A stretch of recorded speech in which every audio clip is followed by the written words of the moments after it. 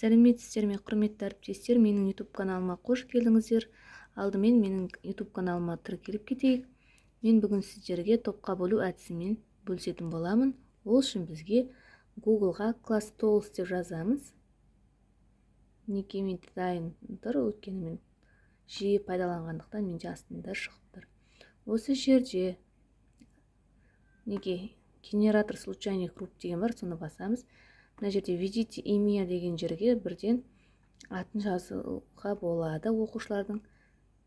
Мен немесе Word, Excel кез келген вариантта дайындалған оқушылардың тізімін копировать етіп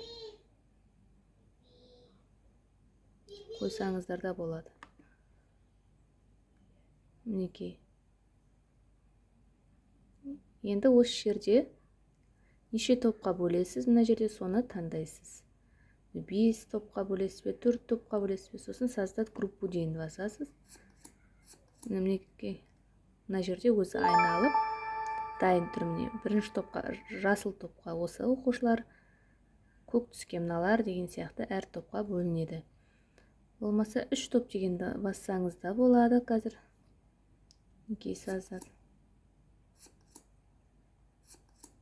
Егер менің видеом ұнаса, лайк басып, комментарий қалдырып кетейік.